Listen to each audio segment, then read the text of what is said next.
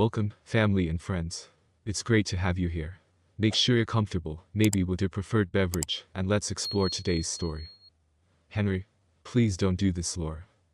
My wife of 7 years was in the process of getting ready to go out on a date with another man. Henry, we've been over this. I'm going. He wants me and I want him. You may as well just accept it. Is he worth getting divorced over? Laura stopped putting her makeup on and turned toward me. You know you won't divorce me. You know that if you divorce me, all that will happen is that I'll get the house and the kids, and you'll have to pay me alimony and child support. I'll make it next to impossible for you to see the girls, and you'll just be paying me to have sex with other men anyway, but won't be getting any yourself. She went back to applying her makeup. I was stunned that this was the same woman I had dated for a year and been married to for the past 7. She had been nothing but loving, deferential, and supportive that entire time. Now it seems it was just an act. She was good. How would your mother feel about what you're doing? Henry, you're so naive and trusting. This was her idea. I've been raised with this goal in mind. The woman is supposed to have the power in a marriage. We're not as physically strong as men are, so we need to assert our dominance in other ways. Mom did the same thing to Dad when I was little. He eventually came to accept his place, and you will, too. Oh sure, it'll be hard, and your fragile male ego will probably put up a fight, but in the end you'll realize your best decision is to just go along. She finished up her makeup and checked her hair. Laura was definitely a beautiful woman. She was Armenian, with dark skin and long, straight black hair. She did have a bit of a nose on her that she says had given her some trouble when she was younger, but she had grown into it, and it now combined with her deep brown eyes to give her an exotic, sultry appearance. I had really felt I struck gold when we got married. As I watched her, she rather suddenly slid her hands up her skirt and pulled her thong off and tossed it on the floor. I decided that's just gonna get in the way. I want him to have access to my kitty all night long. Laura, if you do this, I won't be here when you get back. She again looked at me like I was an idiot. Honey, I'm sorry you're having a hard time with this. Despite what you might think, I really do love you. I chose to marry you because of how I felt about you, and because you're a better man and father than any other man could hope to be. Other men aren't anything to me but physical pleasure. I just need more than any one man can provide. But if you stop giving me such a hard time about this, I'll reward you when I get home. Did she think that was some kind of incentive? Her tone of voice certainly sounded serious. She continued. I should warn you before that happens, though. I know you've always liked me nice and furry down there, but he likes a girl smooth, so I shaved it all off. The hits just kept coming. You have got to be kidding me. So, some guy wants you to shave, and what he wants gets preference over what your own husband wants. And I'm supposed to be okay with this. Maybe not okay with it, but accepting of it, as you would be for anything you can't change. And if you get me off real good, I'll give you a really nice BJ. I wouldn't be able to duck you anymore. He wants my kitty to be only for him. But I'll take care of you in other ways. Not that there was any chance this was going to be okay, but that was certainly the proverbial last straw. Why don't you just leave me and go be with him? She laughed like that was the most ridiculous suggestion in the world. I told you, Henry, that no one man can take care of all my sexual needs. Besides, he only makes about $25,000 a year. He's just a nobody at a warehouse. But he has a big stick, and the girls I know he's been with say he knows how to use it. No, we need your income to keep me in the lifestyle your kids and I deserve. So how do I look? I noticed she never once mentioned that she loved me as a reason. Like a horse. She laughed at that. You're just trying to be mean, but that's exactly what I was going for. She picked up her pocketbook and slid her ID, a spare lipstick, and her emergency money inside, and headed for the front door. Before leaving, she came over to me and tried to kiss me. I turned my head so all she got was my cheek, and even at that I retched just a little bit. Henry, I know this will be hard at first. It's not what you were expecting your life to be, and it will take some getting used to. But you'll learn to appreciate the lack of responsibility this will mean for you. Eventually you'll be okay, I just know it. After all, you were some kind of soldier, so you're used to following orders, right? It'll all work out. Now I've got to run. And with that she was gone. It was only about 7 p.m., so I had a little time to waste. Some kind of soldier. I didn't talk about my time in the army very much, it was true, and she never asked about it, so I guess that was all she could be expected to think. She would soon find out that being in the army was much more than being a soldier. At about 7:30 I did make that call to her mom. Though I knew more than either of them thought I did, I approached Margaret like I had been completely blindsided by this evening's events. I explained the conversation Laura and I had. I knew that Laura's dad was seriously whipped, but before this all started I hadn't realized the true extent of it. She explained it much like Laura did. "Oh Henry, I know this will be tough to accept. You just have to understand that women are the natural choice to be in charge, and we have to use whatever means are at our disposal to gain that advantage.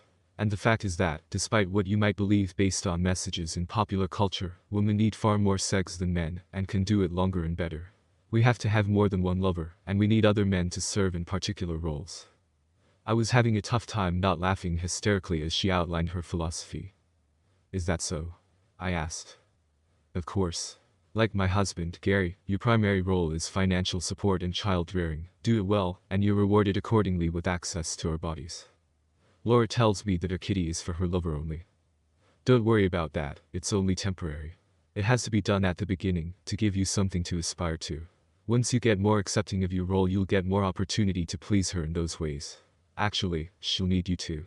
Since you're her husband and societal norms dictate that you be the one she lives with, she'll need you to help her remain clear-headed, so she can properly run the family. Does this all make sense?" "You know, Margaret, you've done a wonderful job of explaining it. It does make perfect sense. I'm delighted that I could help clarify things for you. I know this seems harsh and such a big change, but it won't take long for you to get into a rhythm, and come to even enjoy the part you play. I'm sure you're right. Do please make sure the girls are in bed by 9 o'clock, though." "Of course, Henry. I'm happy to respect your wishes in that regard. We women are not unreasonable. And feel free to call me if you have any more questions. Perhaps I can answer them a little more clearly than Laura can." Margaret's complicity in this thing would not go without consequences. She would not be physically harmed in any way, but I believe the means by which she would suffer would actually be more painful for her. You see, I was more than aware of what Laura was planning to do. Laura was actually the one that had been too trusting. She assumed I would just go along with things on a day-to-day basis, and that she had me fooled. But there were things in her behavior that suggested things were changing. And so I contacted several of my brothers in arms to help me out by simply doing what they did best. Alan was the smartest of us all. He had been involved with the intelligence units while we were overseas, and had learned most everything there was to know about surveillance and electronic security. He had tapped our phones and bugged Laura's car, purse, and cell phone. He had plenty of audio of her speaking with her mother, her friends, and her lover about what they were planning. I suspected some of her friends had plans to pull the same crap, depending on how Laura's attempt went. David had also worked within intelligence, but he was more of a peon than Alan was. David was one of the guys that had forged documents for various agents overseas. In civilian life he didn't do it anymore, but retained the knowledge to do so as it was needed. And it was needed. David was also one of the best computer hackers there is. One of my commanders overseas, Mark, was now an executive in a company that did quite a bit of business overseas, and this gave him access to the company's private jet. He could use it as he felt necessary and had little in terms of reporting requirements. And finally there was Jason, Carl, and Dennis, JCD, as we called them as a group. These guys were the grunts, but they were good at it. They were crack shots with their weapons and could move quietly with the best of them. All of the guys were on alert, and at 10 p.m. the plan went into action. My request that the kids be in bed by 9 o'clock was part of the plan. I had packed some suitcases for myself and the kids, mostly with things of personal and sentimental value. There were some clothes, sure, but their toys made up the bulk of their packed belongings. We could buy more clothes. I loaded them in my car and then began my last drive over to the in-laws. I pulled up in front of Margaret and Gary's house. It was dark except for the light in the living room, where Laura's folks were watching TV. I stepped out and found JCD in position watching the house. Jason briefed me. The kids went down at 9 o'clock and were likely asleep within 15 minutes or so. The subjects have been watching TV since 9:30. The husband has made a few trips into the kitchen for drinks and snacks, but that is the extent of their movement thus far. We are ready to enter when you are, just say the word. Dude. JCD approached the house. If I hadn't known they were there, even I wouldn't have been aware of them. They were using just sidearms, no automatics necessary for this particular operation. I simply stood and watched the living room and watched with interest as the guys entered the living room and quickly subdued Margaret and Gary. I sauntered slowly toward the house and entered through the front door. I could hear Margaret pleading. Please don't hurt us. You must have the wrong people. We haven't done anything. Our granddaughters are asleep in the next room. Please just let us go. We won't say a word to anyone. We'll just... It was at this moment that she saw me enter the room and stopped talking. You'll just what, Margaret? Don't keep us in suspense. Henry, what is going on here? You release us immediately or Laura will. Shut up, Margaret. I had never spoken to her that way and she was shocked. There is nothing lawyer you can do about this. I suggest you just listen to what I'm about to tell you. Please save your questions until the end. As we spoke, JCD calmly and efficiently secured each of them to one of the dining room chairs. These guys were experts at this. Margaret and Gary would be stuck in those chairs until someone untied them, or they somehow managed to break the chairs into pieces. Margaret, Gary, I've decided that I won't accept the future that you and your daughter have tried to dictate to me. As tempting as it was to live my life in service to your daughter and cede all responsibility to her, I just don't think it will work for me. I'm certain my sarcasm was showing. I became aware of your little plan some time ago, and I made my own arrangements to deal with it. And since you were going along with it, and in fact encouraging it, well, that means that you will suffer some consequences as well. And what consequences would those be? Margaret snidely interrupted. Margaret, I asked you to save your questions until the end. I'm getting to all the information you need. But since you asked, I'll answer that question now. Your consequence is the one that, in my opinion, will hurt you the most. You will never see your grandchildren again. Henry, no, please, no, you can't do that. Please don't. I held up my hand to stop her rant. I can, and I will. But Laura is still young. Perhaps in time she will provide you with some replacements. But that's not my concern. She was suddenly aggressive, trying to gain the upper hand. We'll find you, Henry. We'll spare no expense to track you down. You know we have money. We'll find you and you'll be sorry. You're welcome to try, Margaret, though you're wrong about one thing. You do not, as you say, have money. What are you talking about? Well, as part of your consequences to never see your grandchildren again, there were some steps that were necessary to prevent you from taking the very action you're anticipating. Therefore, I've had to take the unfortunate step of having all of your bank accounts drained, except for just enough to keep you afloat for a month or two. This includes your investment accounts, your 401k, and even that little secret bank account you and Laura opened as an escape fund that you didn't think I knew about. How on earth could you do that? As you can see by the friends I have with me tonight, it's clear that the lot of you underestimated the resources available to me due to my army career. It's how I've gotten my hands on nearly every penny there is between you and us, including cash advances on all your credit cards. Before you can even think about going after me, you'll have to deal with the remarkably crushing debt load. Gary, I hope you weren't planning to retire anytime soon. I, on the other hand, will never have to work again. Gary hadn't spoken a word, and didn't now. He just glared at me, though I think part of him was hoping I'd offer to take him with me. But the good news is that you'll be in it together. Laura won't be able to afford the house, since she doesn't work, and with the mortgages I've taken out on it, even selling the darn thing won't amount to anything for you. Her credit cards have been cancelled, and yours have been nearly maxed out. You won't have enough money to pay attention. So she'll have to come live with you, and maybe between the three of you, you'll be able to make it work. We'll still find a way, you rat, just you wait. I look forward to it, I truly do. I'll even give you a little hint to help you out. Don't bother searching within the US. We won't be here. And don't bother searching for Henry, Riley, or Lily Weston. After tonight those people will no longer exist, at least not on paper. Neither of them could think of anything further to say, so I went in and woke the girls. Daddy, they yelled in unison. We packed up their things as I explained that we were taking a little trip. They seemed excited, and I said nothing when they said Mommy must be excited, too. We'd get to that, but not right now. I drove over to the private airfield where Mark's corporate jet was waiting. Jason would take my car to a local Motel 6 that I had checked into, to provide a little misdirection. We boarded the plane and got settled. The girls were amazed at the amount of room they had. There were very few seats, at least compared to a commercial jet, and for the most part they were free to walk around and play. The information for our new identities was waiting for us on the plane. We had several hours to fly, and I took the opportunity to explain to the girls that some things had happened, and we wouldn't be seeing Mommy, Grandma, or Grandpa anymore. We also talked about their new names and where we would be living. I tell you, but I can't risk you telling Laura. You understand. They were sad and cried themselves to sleep, but I was confident they would adapt in the long run. They were still young. Now let's listen to Laura's version. I finally got home from my date at 3 a.m.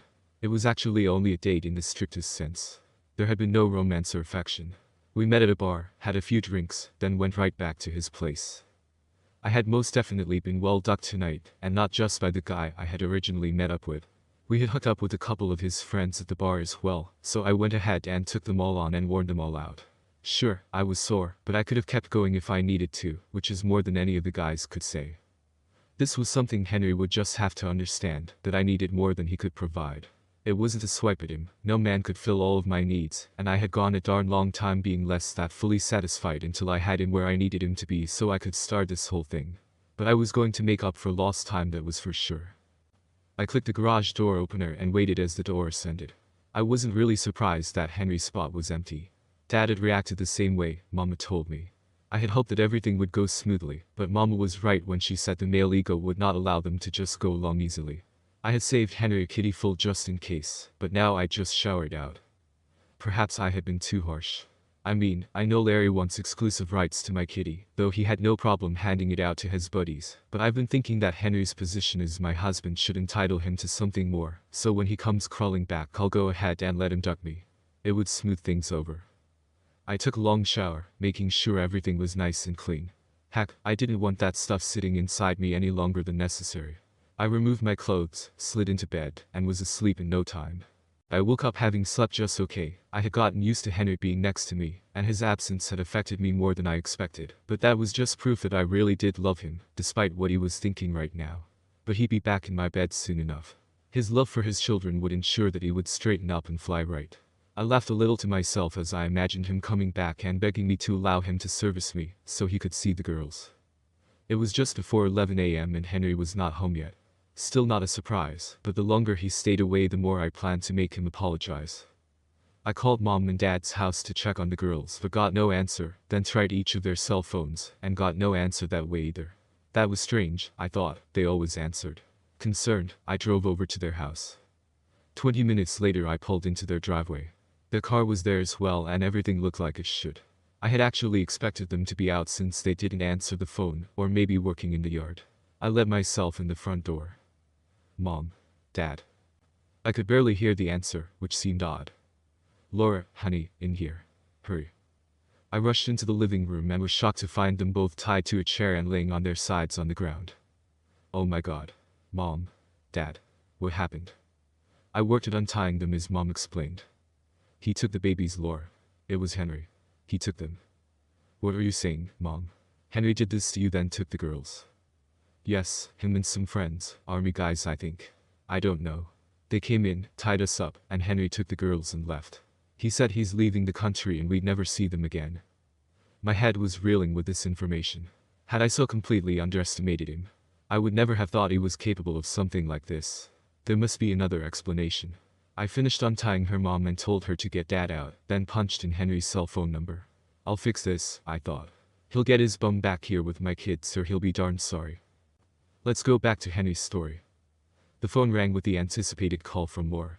I had kept this phone and attached international service to it solely for this phone call. I let it ring 4 times before answering. Hello.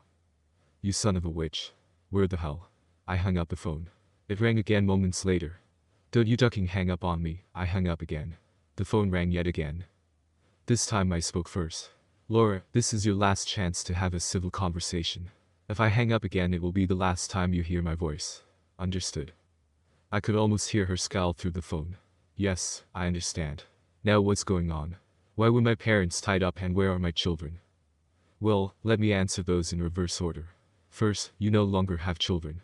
Those that used to be your children are here with me where they will remain, and you will not see them again. B.S., you rat. This is your last warning on language, Laura. Keep a civil tongue in your head or I'll just end this now. I only kept this phone number open as long as I did so we could talk one more time. After I hang up the next time this number will no longer work. So if you want answers you better watch how you talk. Clear. The tone of Laura's voice changed immediately. She likely thought she could still get to me, but needed to seem chastened at this point. She was wrong, of course, but she didn't know that yet. Yes. I'm sorry, I'm just very upset. Imagine how I felt finding my parents tied up and my kids gone. And imagine how I felt being told I would be forced to support my slut of a wife, while she screws anything that moves or face being denied my children. None of this would have happened if you had stayed home instead of going off and ducking 3 different guys. Yes, I had you followed. I know exactly what you did. Henry, baby, I didn't really mean it. I was just trying to get you to fight for me and show me how much you love me. We've been married for 7 years. I shouldn't need to fight for you anymore. A woman just likes to be reminded how desired she is, that's all. That's a crock of shit and you know it. Your mother explained it all to me. My role is provider and child rearer, my being rewarded with sex if I do a good job, and all the other men that will serve to satisfy your sexual needs, since that was all they could manage. Well, now you are free to try and pull this on someone else. You were a fool to think I would accept what you were trying to pull. Henry, please, I'm sorry. Just bring my kids back to me. I'll do anything. Sorry, Laura. You've shown your true colors and that's the end of it.